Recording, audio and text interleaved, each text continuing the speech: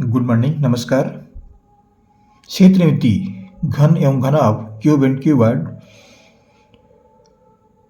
घन और घनाभ से संबंधित ये क्या अध्याय है? ये कक्षा 8वीं के विद्यार्थियों के लिए है।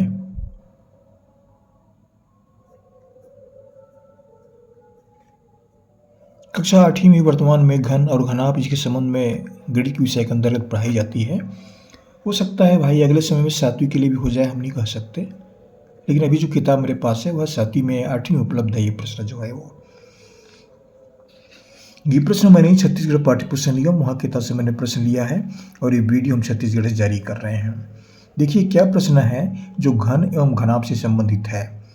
चाय के एक डिब्बे की लंबाई 10 सेंटीमीटर, चौड़ाई 7 सेंटीमीटर और ऊंचाई 4 सेंटीमीटर है, तो डिब्बे का आयतन ज्ञात कीजिए। डिब्बे का आयतन निकालना है, चाय का डिब्बा है। तो इस प्रश्न को हल करने के लिए चाय का डिब्बा, अब चाय का डिब्बा प्रायः बच्चे भी उनकी जानकारी रहती है, देख लेते हैं कि चाय का डिब्बा कैसा होता है। तो गणित की जो भाषा है, गणित की जो शब्दावली है, उनके अनुसार चाय की डिब्बा की आकृति क्या होती है। तो ये चाय के डिब्बा की आकृति जो है ये है घनाभ की आकृति में है। घनाभ इसलिए कि यहाँ पर लंबाई, चौड़ाई, ऊंचाई अलग अलग है। अगर ये लंबाई, चौड़ाई, ऊंचाई तीनों बराबर हो गए तो फिर घन कहलाएगा ये। तो यहाँ पर इस प्रश्न में लंबाई, चौड़ाई, ऊंचाई अलग अलग है, तो ये घनाभ की आकृति है। ये घनाभ जो है त्रिविमीय आकृति होती है इसकी, ये जानना आवश्यक है। त्रिविमीय का आशय क्या है? ऐसी आकृति जिसमें लंबाई, चौड़ाई, ऊंचाई तीनों होती है। कौन कौन सा? लंबाई, चौड़ाई और ऊंचाई, इन तीनों के कारण इसको त्रिविमीय बोलते हैं। अब लंबाई, चौड़ाई, ऊंचाई तीनों बराबर है तो इनमें कुछ खास विशेषताएं होती है जिसके बारे में जानना आवश्यक है। तो हमने एक घनाभ का आकृति लिया है। मान लीजिए ये चाय का डिब्बा है छोटा सा, इसका हम नामकरण कर देते हैं इस आकृति का ए, बी, सी और डी, ई, एफ, जी, एच। तो ए, बी, सी, डी, ई, एफ, जी, एच।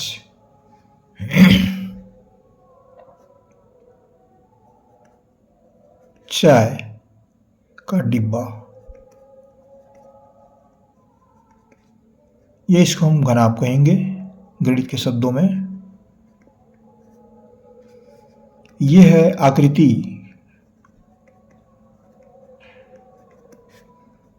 ए, बी, सी, डी, ई, एफ, जी, एच, ये आकृति है।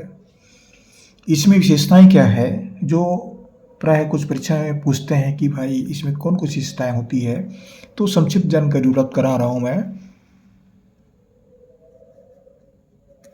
घनाभ में कुल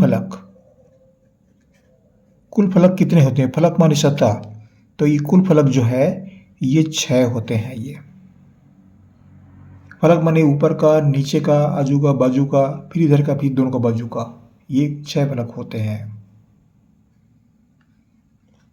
इसके पश्चात कुल शीर्ष, घनाभ में कुल कितने शीर्ष होते हैं?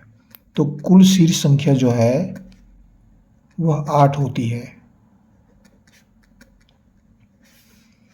और कुल कोरों की संख्या, कुल कितने कोर होते हैं? कोरों की संख्या, कोर माने किनारा, तो ये होती है 12।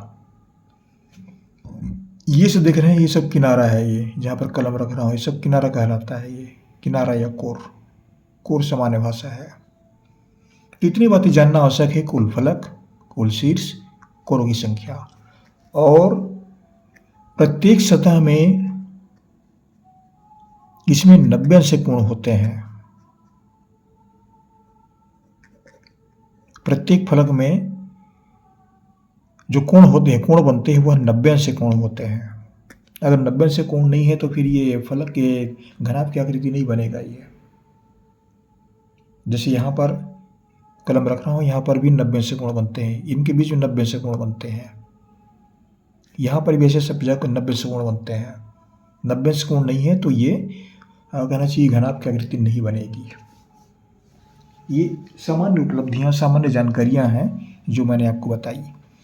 अब यहाँ पर क्या बता रहे हैं, चाक की लंबाई 10 सेंटीमीटर, तो ये लंबाई है 10 सेंटीमीटर, ये भी 10 सेंटीमीटर लंबाई है, ये दोनों बराबर होंगे। और ये चौड़ाई 7 सेंटीमीटर, तो ये सामने के सभी ये 7 सेंटीमीटर होंगे। ये लंबाई चौड़ाई हो गया। अब यहाँ पर ऊपर का सतह देखते हैं तो ये भी लंबाई है 10 होगा, ये भी 10 होगा, ये चौड़ाई भी 7 होगा, ये चौड़ाई भी 7 होगा। अब ऊंचाई भी आते हैं तो ये ऊंचाई है, ये 4 होगा तो ये भी 4 होगा, ये भी 4 है तो ये भी 4 होगा। ये सब ऊंचाई कहलाते हैं, जहाँ पर चिन्ह लगा रहा हूँ मैं, ये ऊंचाई हो गई।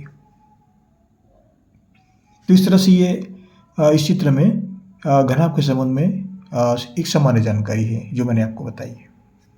अब निकालना क्या है, डिब्बे का आयतन। चाय के डिब्बे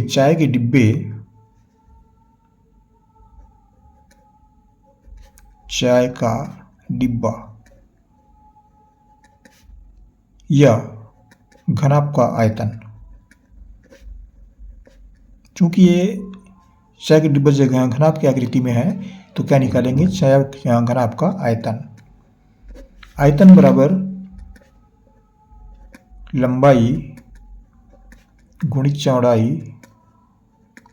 गुणित ऊंचाई। लंबाई चौड़ाई ऊंचाई तीनों को गुणा कर देते हैं तो उसका आयतन निकल आता है।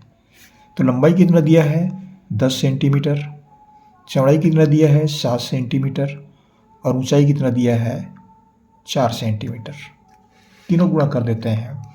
अब यहाँ पर 10 सत्ते 70, 70 को फिर 4 से गुणा करेंगे, 70 गुणित 4 कितना हो गया, 4 शून्य शून्य, 4 सत्ते 28, 280 घन सेंटीमीटर।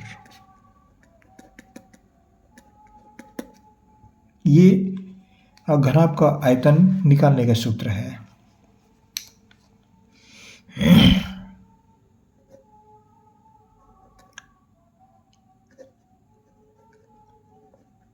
चाय का डिब्बा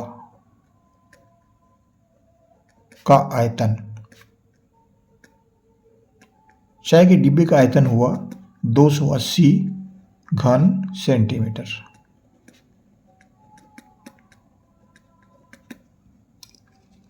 ये इस प्रश्न का उत्तर है। इस तरह से कोई सी भी आकृति है, अगर लंबाई चौड़ाई ऊंचाई दी गई ही तो आयतन जो है वह आसानी से निकाल सकते हैं। तो घनाभ का आयतन निकालने के लिए ये गणित है मिडिल स्कूल के विद्यार्थियों के लिए। आशा करता हूँ ये हमारा गणित पढ़ करके आपको जरूर कुछ लाभ मिलता होगा। जो विद्यार्थी पढ़ रहे हैं जरूर कुछ लिखा करें, नमस्ते कह दिया करें या जो भी कमेंट्स किया करें, आप जो भी समझ में आता है कुछ न कुछ लिखा करें। आपको हमारी शुभकामनाएं पढ़ते रहिए। हमारा चैनल सब्सक्राइब करना ना भूलें। सब्सक्राइब एक बार करना पड़ता है, सब्सक्राइब जरूर किया करें। अगले वीडियो में फिर मुलाकात होगी। हमारा चैनल लाइक भी कर दीजिएगा। फिर पढ़ेंगे आपके साथ, एक नया गणित लेकर के आएंगे। Thank you.